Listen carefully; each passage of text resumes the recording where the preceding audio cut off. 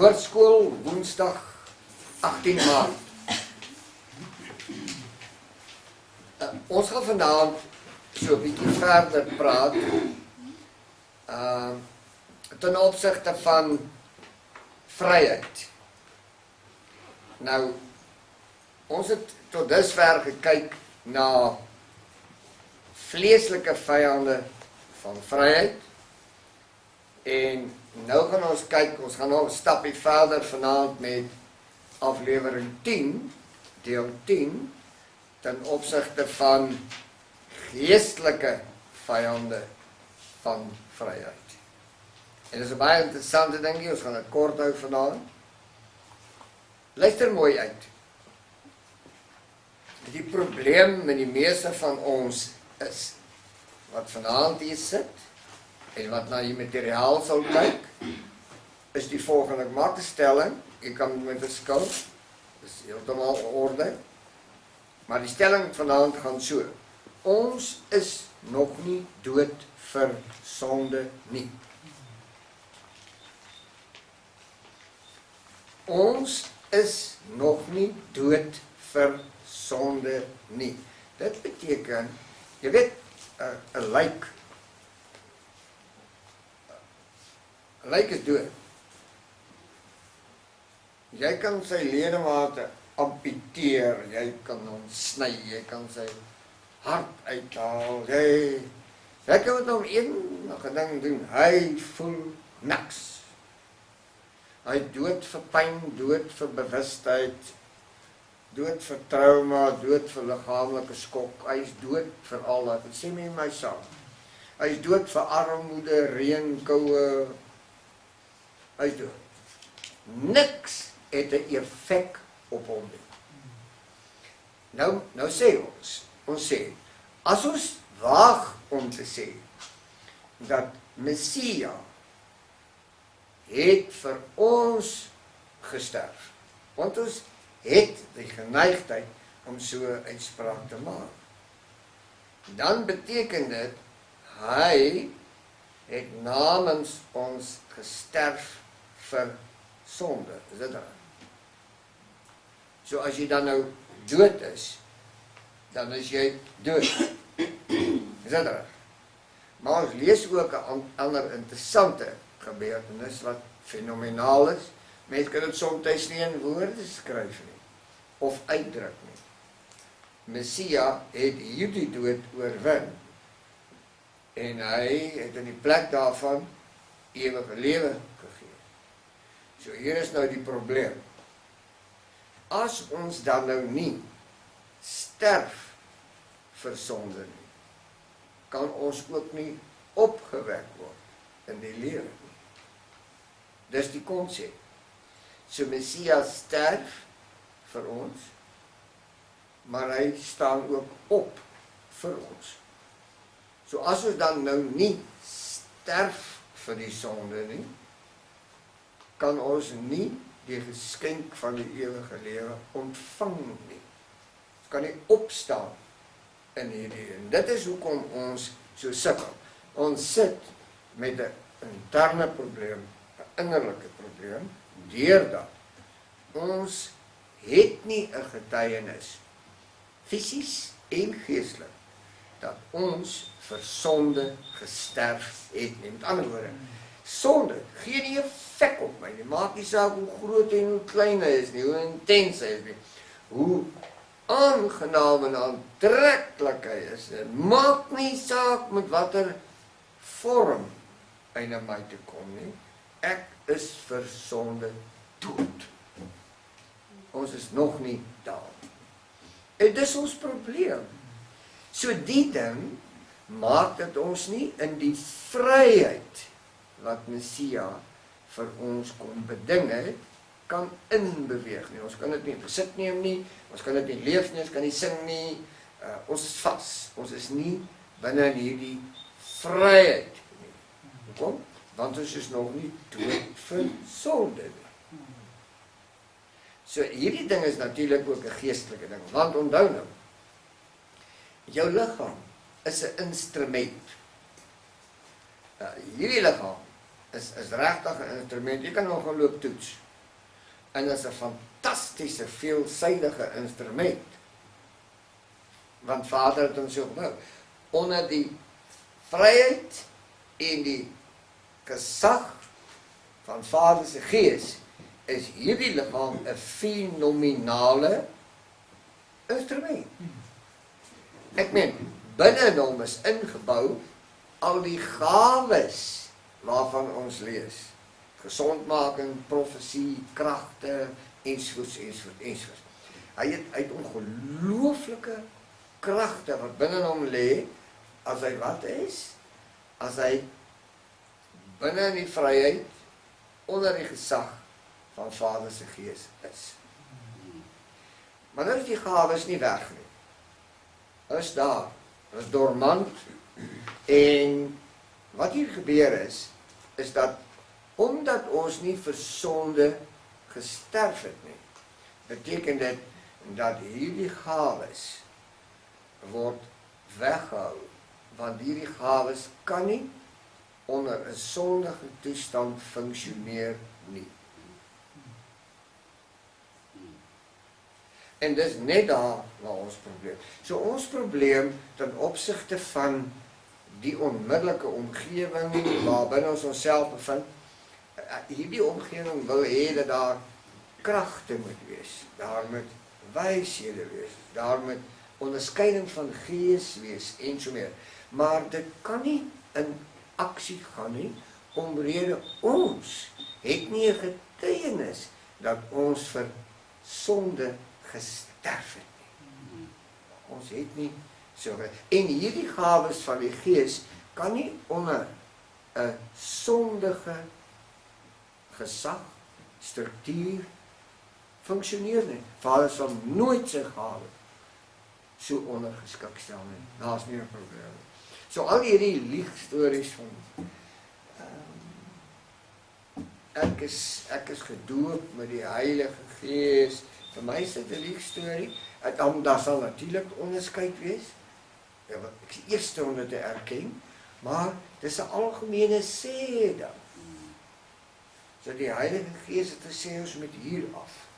En die Heilige Gees sê in 94 apartheid is sonde. En die Heilige Gees sê ons moet almal ons naaste. Ek bedoel, Vader se Gees sal nie syne motiveer om sy orde te verander. Hy sal nie toelaat dat die verkeerdheid binne in sy bestel ingedra word. En dit is nie die Heilige Gees. Die Heilige Gees is inderwaarheid dan die Gees wat afsonder of die Gees wat skeiding bring. Amen. Dis wat Vader se Gees doen. Nou hier sit ons met 'n probleem. Ons soek vryheid, almal van ons soek vryheid. Ons wil vryheid hê, ons wil voorspoed hê, ons wil beskerming. Ons wil baie goedjies hier rond hê. Maar ons kan dit alles hê. Vader te sê. Maar as een voorwaarde, sterf vir sonde. Want hoe moet ek nou vryheid oor sonde uitroep? Hoe moet ek kragte van die hemel beskikbaar stel binne 'n sonde omgewing? Hy gaan dit nie doen nie. En dis ons probleem. Dis hoekom ons onsuksesvol is. Dis hoekom ons gebede soms teen die plafon eindig. Dit is hoekom moedeloosheid van ons besit neem en. Moedeloosheid is 'n wantroue in die Elohim se omnipotentheid. Neem kennis van hierdie. Okay.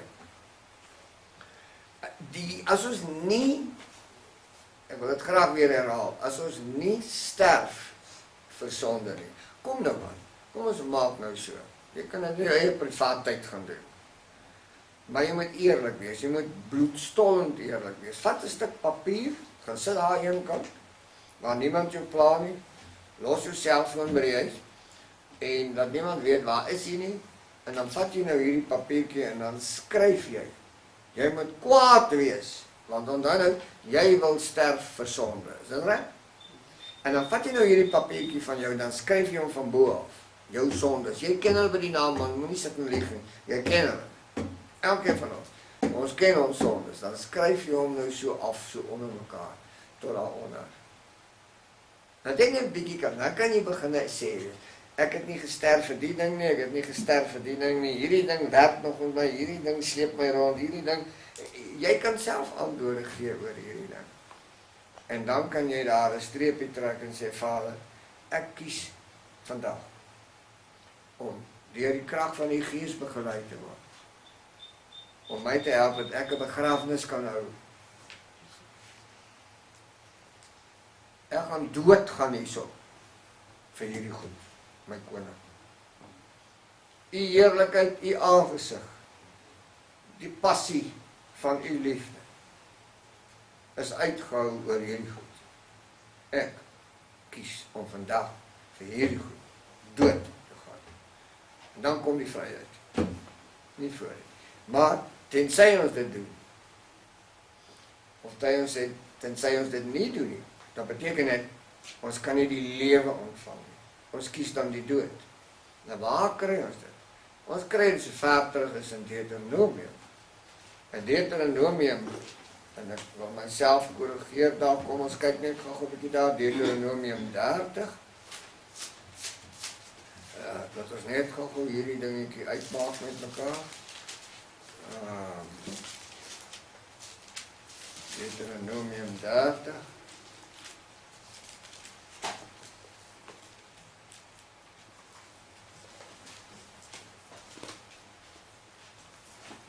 Ja, Deuteronomium 30, verse 15.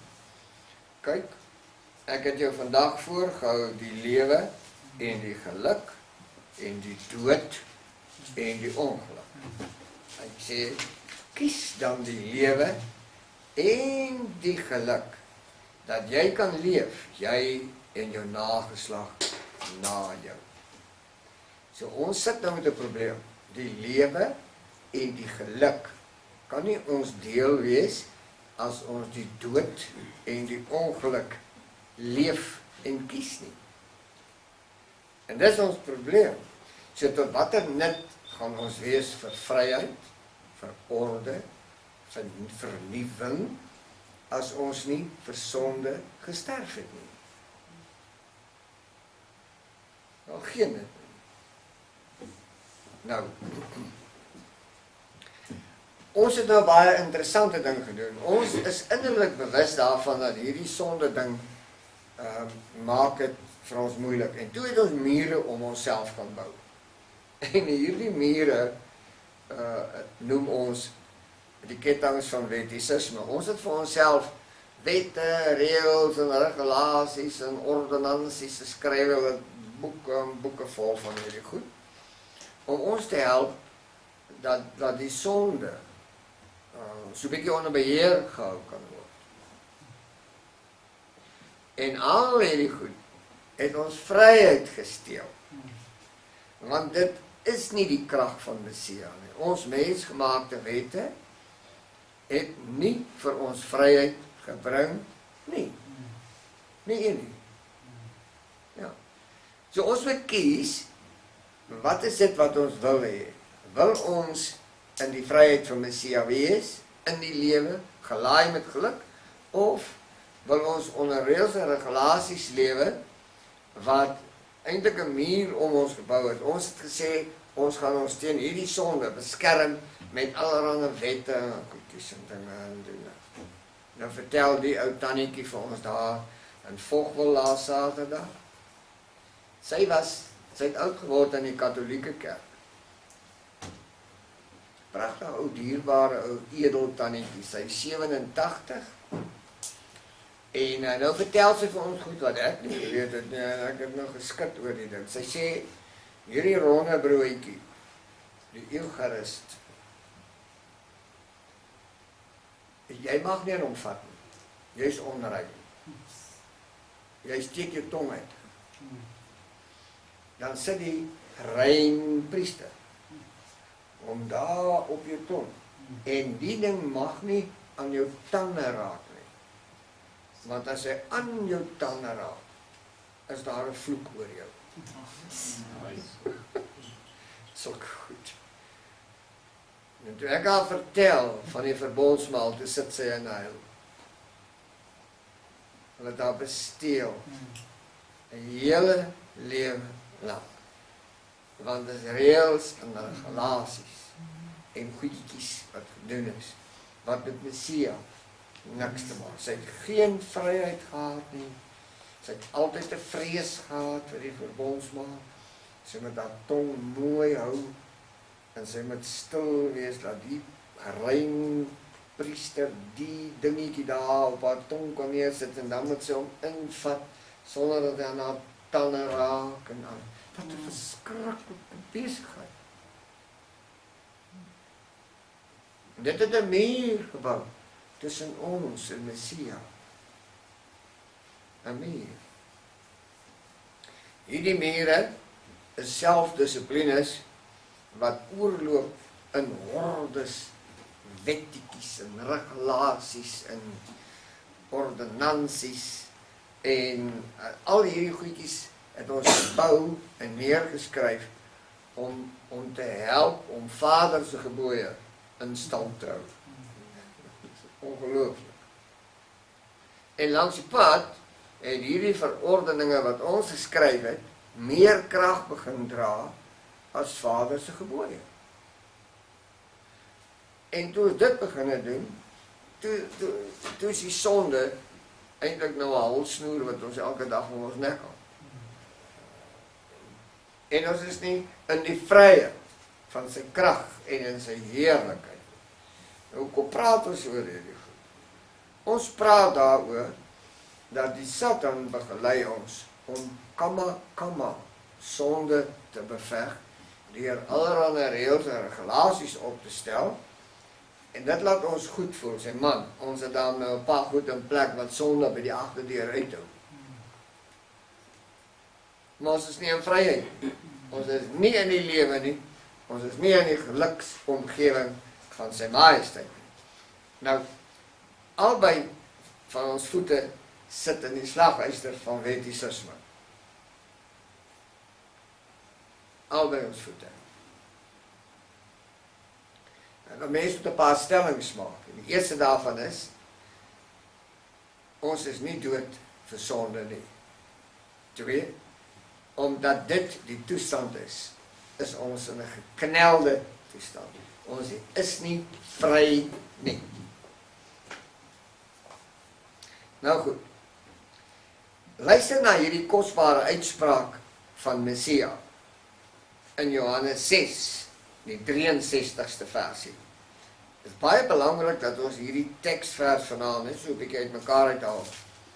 En jy moet luister, wat is sy inloop. Dit is die gees wat lewend maak. Dit is die gees wat lewend maak. Die vlees is van geen nut nie. Hoor nou hierdie. Die woorde wat ek tot julle spreek, is gees en is lewe. Daar sê. So hy sê, dis die gees wat lewend maak. En dan sê hy, die vlees is van geen nut in hierdie geval nie. Die vlees kan nie lewend maak nie. Hy kan nie. Dit is die gees wat lewend maak. Dus beteken dit, as ons dan nie dood gaan vir die sonde nie, dan beteken dit dat ons weier dat die gees ons lewend maak. Want ons hou die woorde aan die buitekant. Want Messia sê, die woorde wat ek tot julle spreek, is gees en is lewe. Sien jy ook? Daar sê. So ons beroof ons eintlik in hierdie opsig dat ons nie sterf vir sonde nie. Ons beroof onsself. Want wat help dit om sy woorde te ken? Ons ken sy woorde. Ons leef dit nie.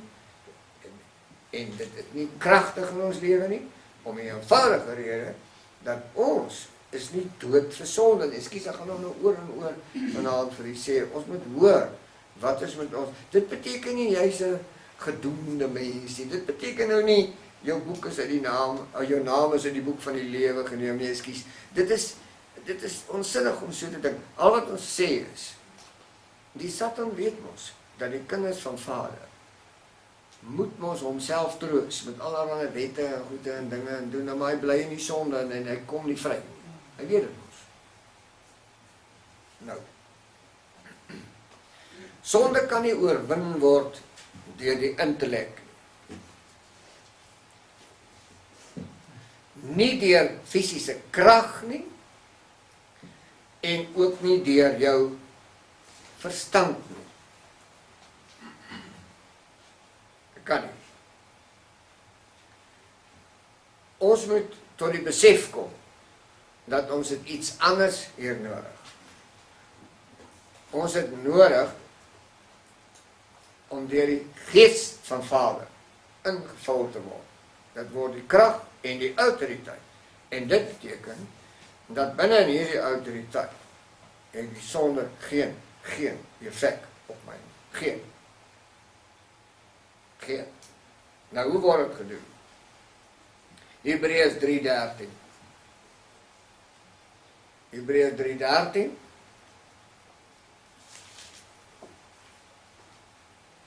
Dit is 'n gemeenskaplike aksie. Met ander woorde, ons moet vir mekaar verantwoordelikheid neem in hierdie opsig. Jy is nie besig om velle af te trek en die slagare te sny nie. Ons neem liefdesverantwoordelikheid vir mekaar op. Nou Hebreërs 3:13 lees so: maar vermaan mekaar elke dag, solank as dit vandag genoem word. Hoekom? Sodat niemand van julle deur die verleiding van die sonde verhard word nie. 'n Mens praat nou sommer ligweg. Jy weet, ek dink nie rook is sonde nie. Ek dink ook nie dat drank is sonde nie. Ek dink nie so. Ek sal dit bewys. As jy daai pakkie Lexington daar neersit, en sit 'n bottel brandewyn langs hom neer, en niemand vat hom. Oor 10 jaar staan hom nog daar. Nie waar nie? So, hulle is nie sonde nie. Ja, maar dit is sonde om te rook. Nee, ek stem nie saam nie. Dit is sonde om te begin rook. Hoekom? Want jy is onverantwoordelik ten opsigte van die lewe wat Messia vir ons kom gee. Dit is 'n sonde. Jy sondig teen Messia omdat hy aan ons wat gegee het. Hierdie oorwinnende krag van die lewe, hierdie passie, hy vir ons dit kom gee. Maar ons doen hierdie goed en dit tas hierdie oefening van sy majesteit aan. Met ander woorde, ons misken die vryheid deur te begin met 'n ongehoorsaamheid.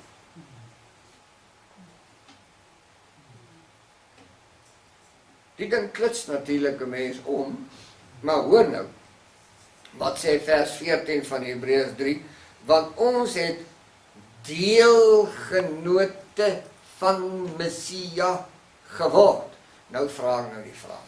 Ek vra vir myself, hoor jy op al, as jy dood is vir sonde, dan kwalifiseer jy om 'n deelgenoot van Messia te wees.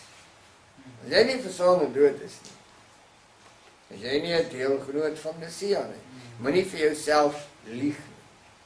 Maar, na die komma lees ons die volgende.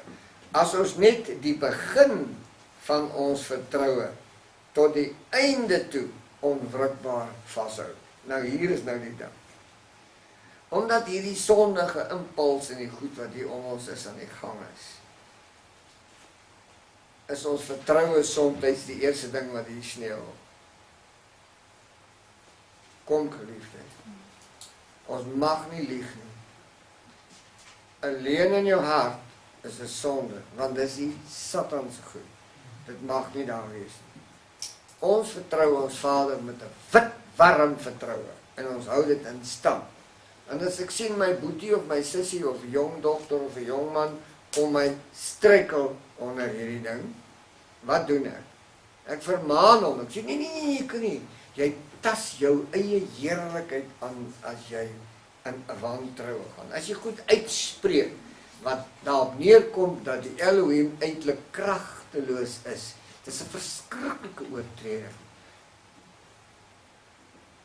As ons praat oor die toestand in die huidige wêreld opset, dan sê ons, die ding kan nie regkom nie.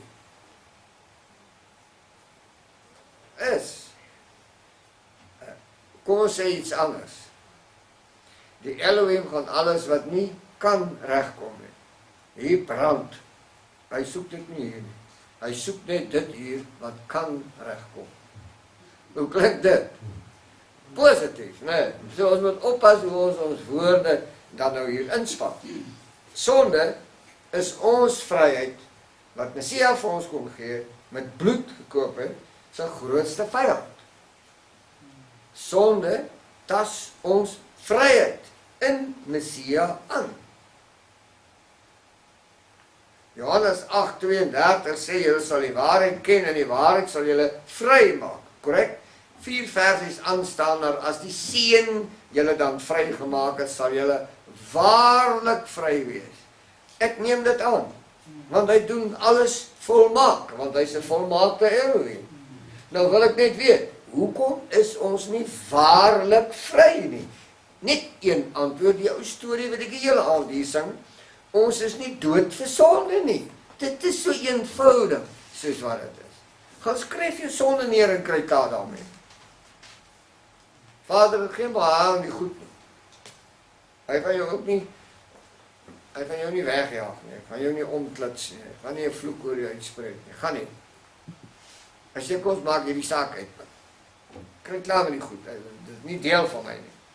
So jy kan nie 'n deelgenoot van hom wees met hierdie, wat ons nou nodig het. As ons al hierdie dinge verstaan, dan het ons nou nodig om wat te doen. Ons het 'n begrafnis nodig, 'n gawe ene. En hierdie begrafnis kondig jy aan. Jy kondig hom aan. Hierdie begrafnis is tot eer van Yeshua Messia. Hierdie begrafnis is die teken van die oorwinning oor die werke van die Satan. Hierdie begrafnis. So wie wil nou nie so 'n begrafnis hê nie? Is daar iemand wat so 'n begrafnis wil hê vir? Ja, almal van ons soek so 'n begrafnis. Hoekom hou ons nie een nie? Hoekom hou jy nie so 'n begrafnis nie? Hoekom nie? Ek kan nou nie antwoord nie. Jy weet, wanneer 'n man verlief raak op 'n meisie, dan doen hy allerlei snaakse goed. Hy gorrel en hy borsel sy tande en hy kou chewing gum en hy doen allerlei snaakse goed wat hy nog nooit gedoen het. Want hy wil haar volle aandag hê. Dit is maar so, nee. Ja. Nou moet jy nou mooi hoor. Hierdie oefening is om die girl se hart hier te kry. Dit reg. Hoor. Nou hier het 'n Elohim aangekom in die vlees. En hy het die pragtigste goed hier kon doen. Volmaakte goed hier kon doen. Om ons hart daar te kry. Toe loop luister ons na die boom in die middel van die tuin.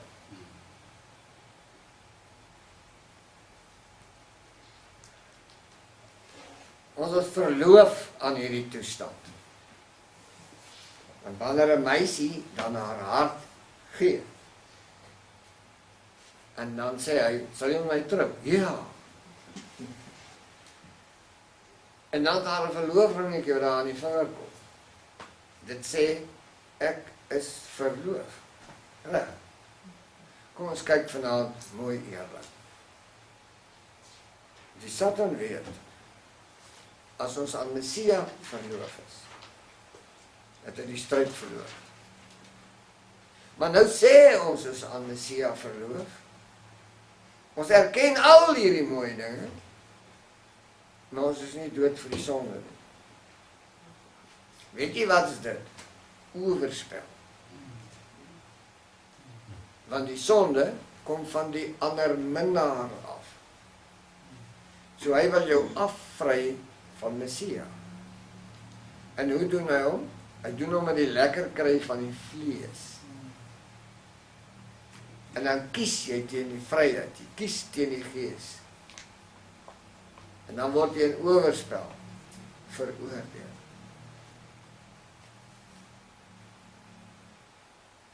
Miskien is hierdie nou vanaand so 'n sede dingetjie, maar kom ons kyk so 'n bietjie. Wat het ons gedoen? Ons het nie net hierdie sagte sonde, hierdie sondige leefwyse. Ons het dit nie net in ons innerlike toegelaat nie. Ons het dit in ons huise toegelaat. En toe word dit in die families 'n leefwyse. Toe word dit 'n volkslewe. Die volksparlement word dit. Haar kerke word dit. Die hele plek het oorgegaan in 'n toestand waar die sonde heerskappy voer, ongehoorsaamheid en al hierdie darke dinge. Die hele plek het daar verloof aan sonde. So die hele plek, die hele volk se instellings en alles wat daarmee saamgaan, is in oorspel teenoor Vader. Wanneer word dit gebreek? Wanneer 'n volk sterf vir sonde. Dan is dit aan. Jy weet dat al hierdie reëls en regulasies en dingetjies en Heidelbergse katekismes en al hierdie goedjies wat hierso geskrywe is bedoel om wat te doen. Dit word voorgestel as ons beskermer. Ek onthou in die jare toe ons 'n kat geseer het, blik en maar ons het nou vasgeval met die Heidelbergse katekismes en al hierdie klas van goedjies. Ons moet dit goed leer. Want jy kan nie voorgestel en aangeneem word as jy nie hierdie vrae reg het nie. Vreeslike besigheid. En toe staan ons daar voor die kansel. En hulle sê, het jy nou destyds Jesus Christus as jou persoonlike verlosser en zaligmaker aangeneem? Nou wie sê nee? Ja. Nee. En? Nou hang ons kop oor die goed wat ons doen. Ons het ons godsdienst opgestel en ons het gesê, yes, dis die ene wat ons van sonde sal bewaar. Maar hy niks te doen nie. Hierdie godsdienstbedryf het ons nie gehelp, nie geliefdes, niks, nie 'n millimeter nie. Maar ons is bly dat ons so 'n godsdienst het. Ons bid hier en ons sing hier en ons doen al hierdie wonderlike pragtige dinge.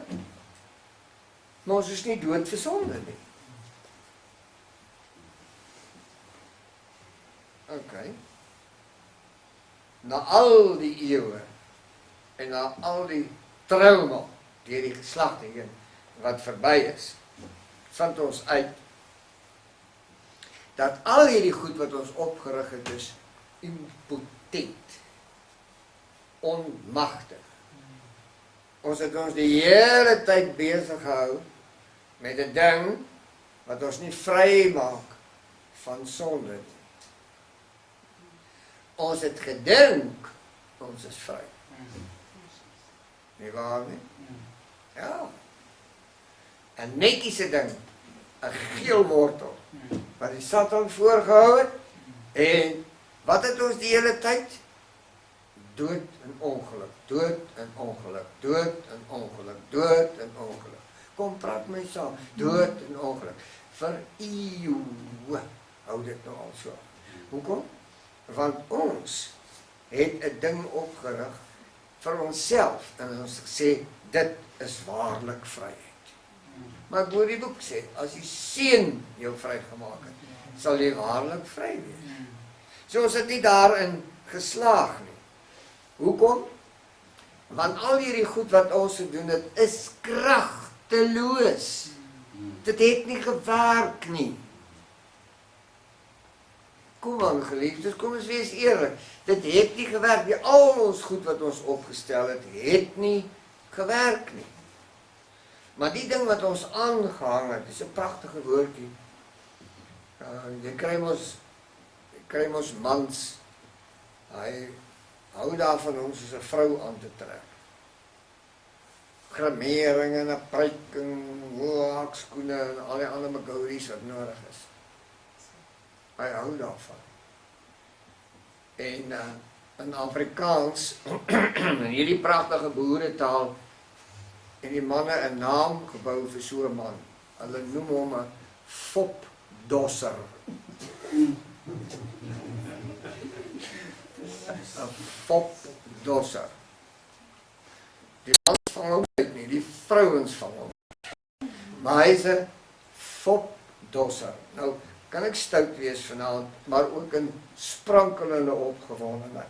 Al hierdie goed wat vir ons aangebied is, was fopdossery. Sien julle? En ons het nooit tot by vryheid aankom nie. Ons is nooit begelei om volkome vir sonde te sterf en binne die krag van die Heilige Gees onder die gawes te begin funksioneer. Dit was mooi pogings. Dit het lang gehou nie. Wie se skuld is dit? Die fopdosser se skuld. En ek dink nou is 'n fopdosser, weet ek waar vandaan kom, die boek leer ons, dat die Satan sal hom verander. So hy is een van die eerste fopdossers. Is dat reg? Ja. En hier sit ons nou, met die situasie. Ek praat met die praktiese goed op die grond vanaand. Dit is ons krisis. Hoekom is die boervolk in Suid-Afrika in moeilikheid? Fopdossers. Sy gaan dood hier. Fopdossers. Sy gaan nie dood vir die fopdosser nie, sodat sy kan vry word en lewe vir Messia nie. Sy doen nie. Sy gaan dood vir die fopdosser. Dis 'n verskriklike toestand. OK. Binne in hierdie toestand het hierdie boervolkie, seker maar elders op die planeet, ook die volgende goed aan die gang gesit. Nou hoor nou mooi. Sy het nou die hele jaar onder die begeleiding van die fopdosser klomp foute gemaak. En die dokter sê, hoor my ou vriend, jy moet ver bly van sigarette af. Toe laat maak vir hom so 'n lang sigaret hou. Sigaret se doel voor. Hy sê nou is ek ver van sigarette af. Weet, hy doen, die mense het allerhande goedjies gedoen. Moontlik het ek dit al vertel, maar die jong man by die begrafnis waar ek was, hy vra vir my so vreemdeling, is dit verkeerd om elke aand so 'n brandewyn te drink? So tot, sê hy. Nou vra ek vir hom, of vang hy vis? Ja, sê hy hengel graag. Joh. Nou daai, hoe gooi hom kaal daarin, of sit hy iets daarin? Nee, hy sit ander. Wat sit hy daar? Nee, aas. Wat moet die aas doen? Hy moet daai vis vang. Hy moet daai vis trek, daar na my hoek doen. Ek sê, dis wat die tot met jou doen. hy katrol jou daar af na Wena toe. Nou jy kan nou kies om gevang te word, of jy kan vir alle ander visse gaan sê, jy moet van daai aas al wegbly, moeilikheid. Jou kies. Nou ja, so is hy nou weg. En toe kom ons by hierdie interessante ding man, net om af te sluit. Geliefdes, nou hoor nou hierdie een. Ons is so oorbewus dat hierdie fopdossers wat in ons tyd om ons is en wat die ritme aandui en so meer. En jy kan om enige ding van die NG Kerk synode af dwars deur tot by die parlement en allerlei ander. Dis fopdossers. Hulle is oneerlik. Dis nie eg nie. Dit is nie eg nie. Ons onderhandel die Vader se woord met niks nie man. Maar die fopdosser doen dit. En hy leer hierdie kosbare volk om dit te doen. Maar ons is nie nikkerig daaroor en sê, jy het nou weer gehoor. Maar ons is nie aktief besig om op te staan vir die eer van Yeshua Messie. Ons het 'n revolusie nodig. Hoor. Ons het besluit. Kom 1 Januarie as die son opkom, dat ek 'n paar voornemens wat ek in plek gaan sit. Kom aan, moenie vir my so sit en glimlag nie, jy weet presies waaroor ek praat. Ons was almal daar. Nou hoor nou hierdie ene. Ek gaan regtig meer begin oefen. En ek gaan ophou rook en ophou drink en ek gaan baie minder eet.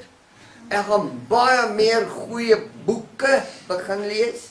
En ek gaan elke aand 'n hoofstuk in die Bybel lees. En ek gaan kwaliteit tyd met my gesin beplan en ek gaan baie meer vas en bid. En ek gaan regtig hard probeer om ten minste hierdie jaar 10 teksverse te gaan uit my kop uit memoriseer. En daar's nog 'n paar hierso. Ek gaan meer gelowig wees en so. Pragtige voornemens, nee. 'n maand later te sit ons met 'n krywa vol skuldige gewetens. Net 'n maand later.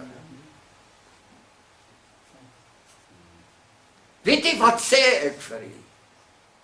As jy dood is vir sonde, het jy nie 'n nuwejaarsvoorneme nodig nie. Wat wil jy met hom maak?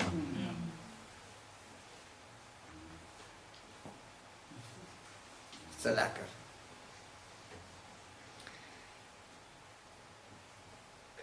Ons Messia het hierdie versoekingsomgewing baie goed verstaan.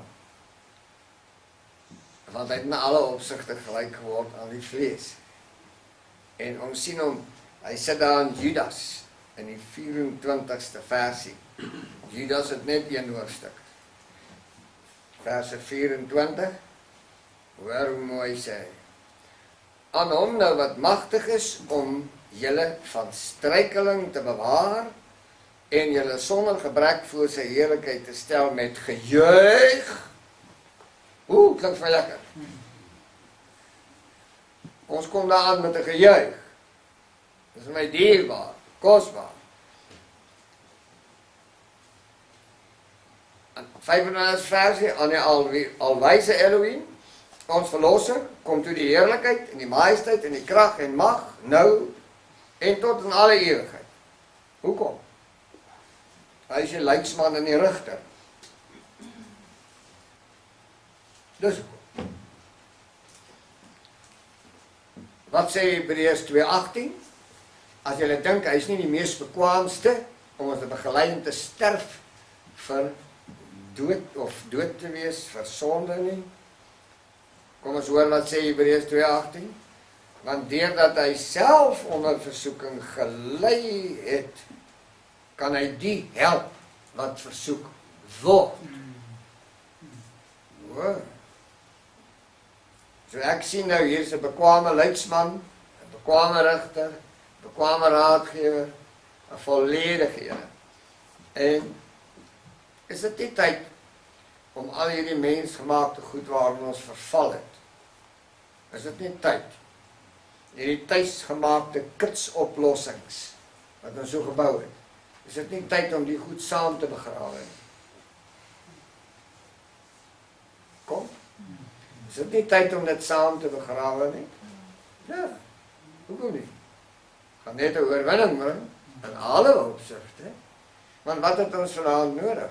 Ons het die vryheid van Messia nodig, wat ons nie het nie. Moenie vir my sê ons het die vryheid nie, want ons het nie. Wat is vryheid in Messia? Die plek sal skud hierso hoor. Hy sal skud. Hierso. OK. Weet jy wat gebeur as jy doodgaan vir sonde? Weet jy daar is nou 'n ou wat die meester fluisteraar genoem word. Ken julle hom? Hy is die meester fluisteraar. Ken julle hom? Die Elohim sê nee. Hy sê, hey, kom on man. Net eenetjie sou ons nou nie skade maak nie. Hy is die super fluisteraar. Maar geliefde student van die ewige lewe, ons kan mos nie hierdie studentskap van ons so verwoes nie. Ons moet dan sê, as ons sterf vir sonde, hoor ons hom nie meer fluister nie. Dit is lekker. Ons hoor hom nie fluister nie. Glad.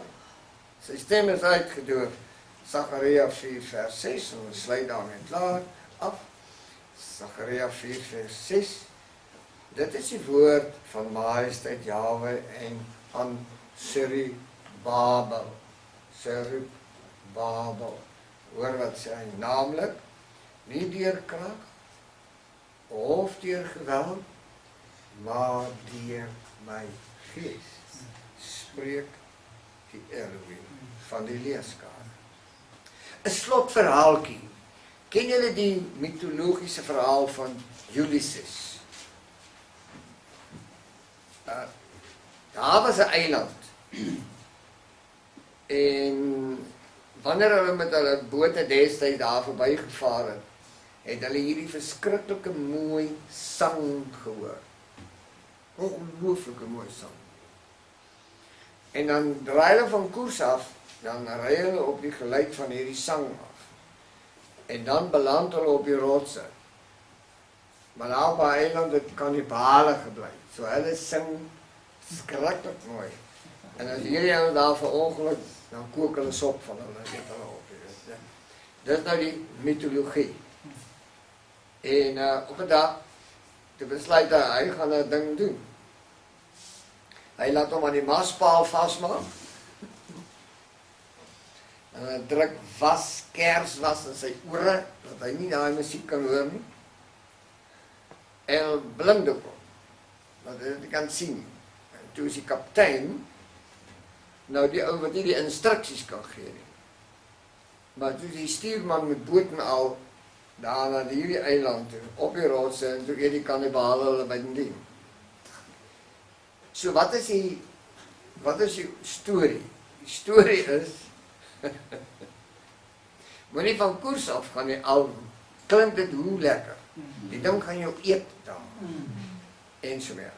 Dit help ook nie om net jou ore toe te stop nie. Jy kan jouself ook nie aan die maspaal vasmaak en sê, dit gaan nie gebeur nie. Jy het iets anders nodig. En toe is daar 'n man met die naam van Jason, of in Engels Jason. Nou hierdie ou het 'n baie interessante ding. Hy het vir hom 'n violis saamgevat, 'n ou wat ongelooflik mooi op die viool kon speel. En toe hulle binne in hierdie eilandse area is waar hierdie kannibale se lieflike sang hulle ore bereik, toe sê hy vir hierdie violis, speel. En hierdie viool spel, en daardie aanlokkende sang van die kannibale stil gemaak, so kon hulle om die eiland wegvaar. Dis nou 'n mitologiese verhaal. Wat sê ons? Wat is die vraag wat ons vra? En daarmee stuur ek vanaand vir u huis toe. Sê vir my, wat het u aan boord? Die Satan lok jou heel dag. Wat het jy aan boord dat die Satan so suksesvol met jou is. Is dit nie tyd om Messia aan boord te hê? Want as hy aan boord is, sal die verlokking jou nie op die rotse laat loop met jou lewe, met jou geliefdes, met jou volk en met jou land nie. Amen.